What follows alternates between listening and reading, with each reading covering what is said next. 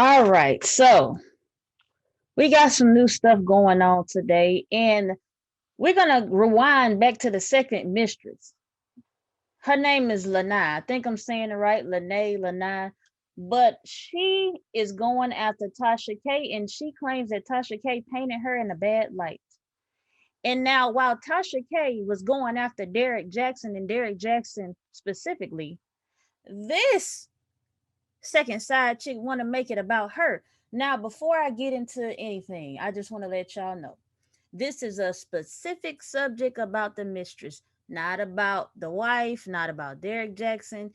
And this is about the second mistress going after Tasha K. So if I'm talking about this mistress, it doesn't mean that I'm agreeing with Derrick Jaxn. That means I'm just talking about the mistress. Now let's get into it. So Lana says that Tasha K painted her in a bad light. Now, given the circumstances of this whole situation, the whole situation itself is a bad light, if you ask me. My question is, why is it okay to only come out when money is involved? I don't know how Tasha K painted her in a bad light. And the thing is, I don't get with people is that they do research on people and they still agree to do business with them.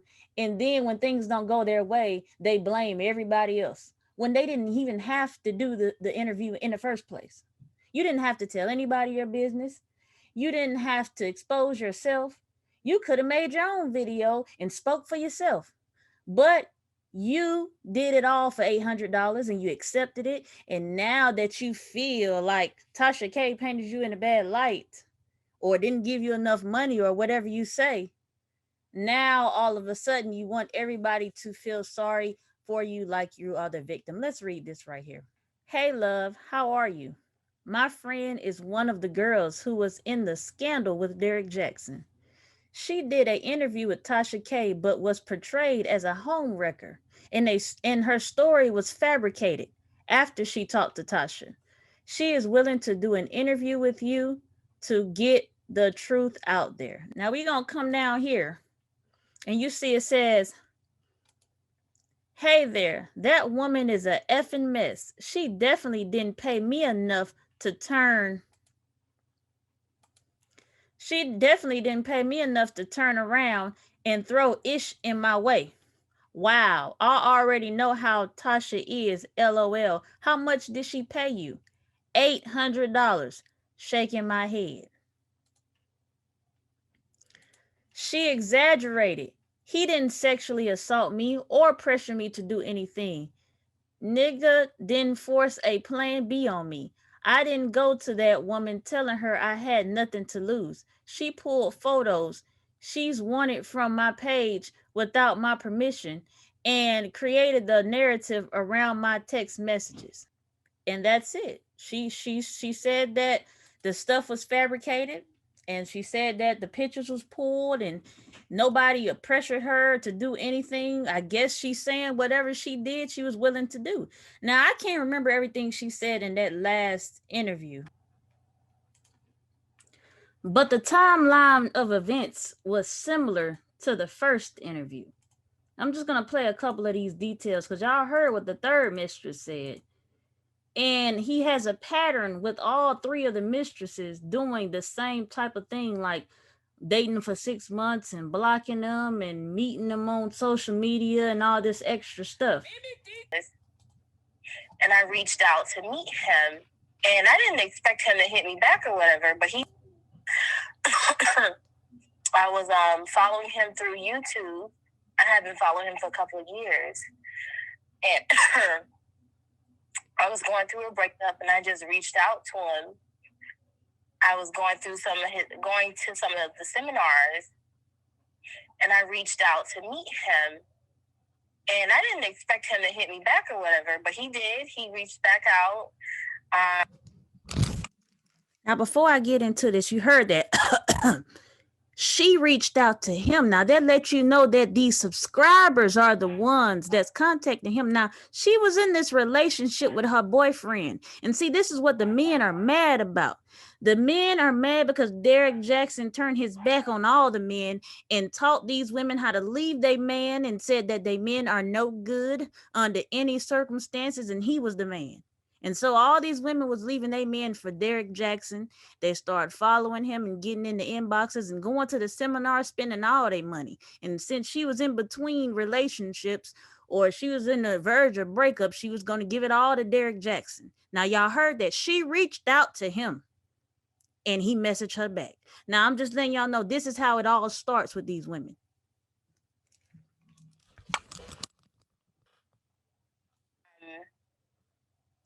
And he sent me like the little eye emoji. And he responded back, and I was like, I would like to meet you. When are you doing a book signing or whatever in Atlanta? And then he told me he lived in Atlanta, and he, I guess, joked about meeting up. We did meet up. We met up for, I think, a lunch.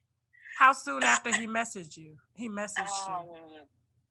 Right away. It was like maybe a day. Oh, wow. So where did you guys meet at? Mangoes. Oh, okay. Mm-hmm. Okay. Yeah, because I wanted to talk to him about my ex. I lost my brother that he lived in there it was on the 22nd floor, and that ended up being. Baby, what's your hurry? You don't have to prove us away. His spot where we it was like every so often. It was pretty casual. So when that first night we saw each other, he invited another friend there. There was another woman. She was married. He did try to hit on me that night. He took me back into the room. He just whipped his dick out and came at me. And I was like, you just told me you were married. And I just moved away from him. Like, no, you told me you were married. He just took, wait a minute, he took you into the room the first night you met him and whipped his dick out.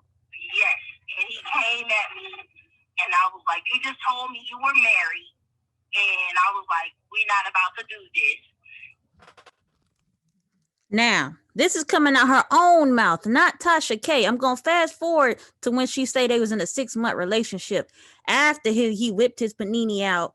And you said, no, you said you was married. Now she said that he said he was married. So if he said this in the beginning and he whipped the panini out, then why did you continue a relationship with him? See, these people want to be the victims and think they're going to get gold medals for being the side chick. Now, you did what you're supposed to do. You told what happened and you gave the receipts. That's all you need to do. You didn't have to do that, but that's all you need to do. And then you go on about your business. But then they come back and blame other people on how the story went down. When this came out your mouth, you said he whipped the panini out in the hotel room. And you said, whoa, you married. Now listen to this. Now I'm just showing y'all something. Tasha K is not making her look bad. You making yourself look bad. Listen.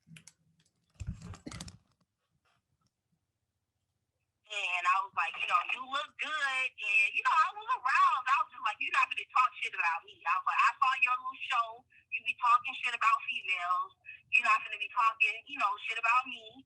And I'm like, no, I'm not going to do it. It was very hard, for me to leave. I left. The other girl left too. She was like, I'm married. I can't do that. The other guy, me and the other married one, then we left.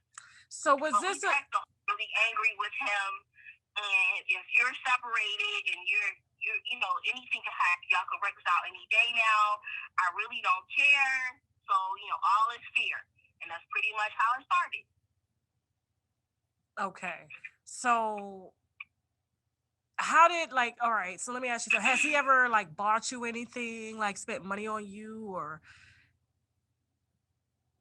No, we've only met up to mess around. We've just gone dining out, hotels. Baby, what's your tired of these commercials.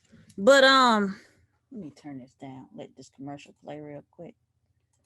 They got a commercial every 5 seconds.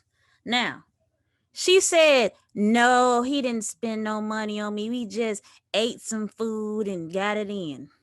So she's telling y'all that she was only worth $40. I didn't say this.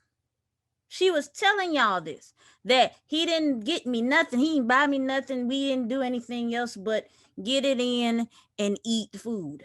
That's all she said. Now, is Tasha K making her look bad, or is these the words coming out of her mouth? Now, don't get mad at the mess. Don't get mad at me. I am just a reporter. You said she was making you look bad, and I'm going to prove the case of who's making who look bad. Now, let me continue, because this stuff is recorded and is already out there. You can't change the story. Let's continue.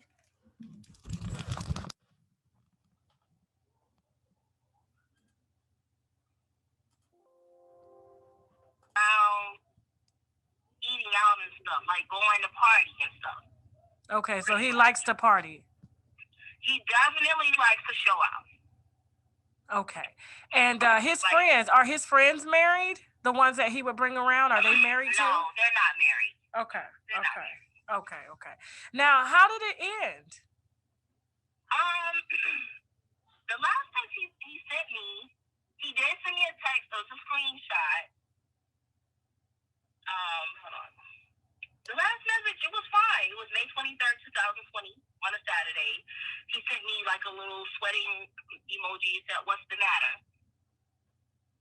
And that was it. He didn't say anything.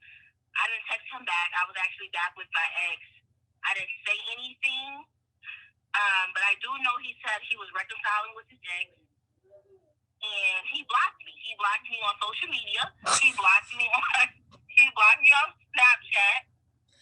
And earlier to that, prior to that, he sent me a screenshot of a text message between him and his wife on February 3rd. It says, "The Lord hasn't released us to divorce. I will not sign any divorce documents related to such." So your situation sounds pretty similar to the other girl, except for hers didn't last as long. But him getting what he wants, like he fucks you, and then all of a sudden he's he's back with the wife and he's blocking you on it. Now, the only thing I see Tasha K doing is repeating what you said and what everybody else said. That's it. So he broke up with you through text message, and really not literally text message. He broke up with you through screenshot. Now, I do want to give it to you. You did at least admit that you had social media. The third side chick didn't want to admit she had social media. So you at least admitted to that, but there is a pattern.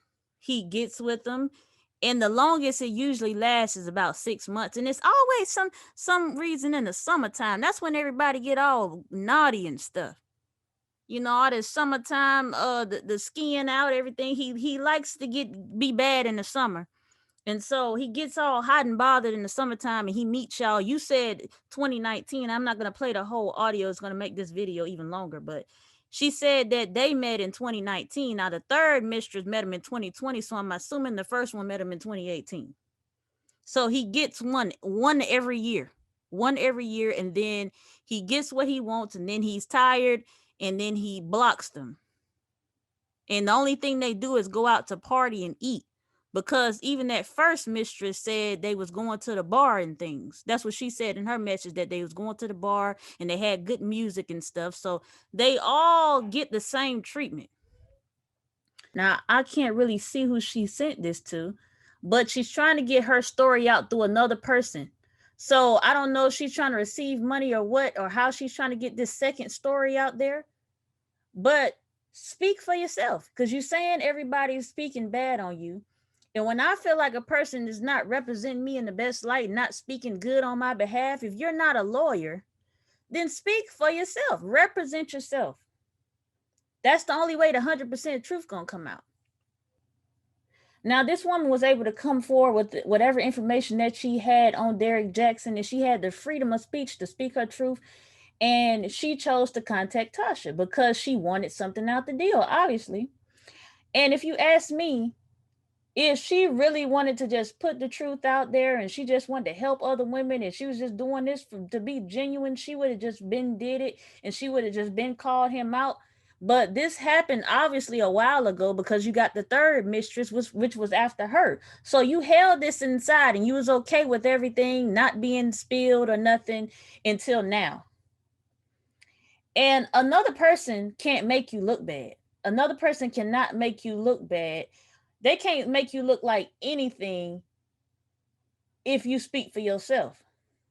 Tasha K is doing her job. A lot of these content creators, when they do the things that they do and you see how they run their business, they are doing their job. And she went after Derrick Jaxn, not you. And you had the freedom to choose whoever you wanted to choose to interview with, or you had the freedom to make a video on your own expressing the truth from your mouth as well. And so I don't understand how a lot of people are willing to go on these interviews, go on these shows, and do all of these things and then turn around and blame it on the other person.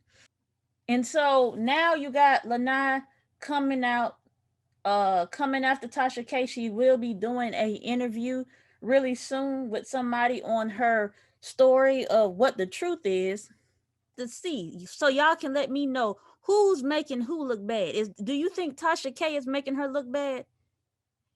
Or do you think she making herself look bad? And I want to know, um, did Tasha K pay her enough if she even paid her? But she said that she paid her $800, but you accepted those $800. So y'all tell me how you feel about this. I'm out.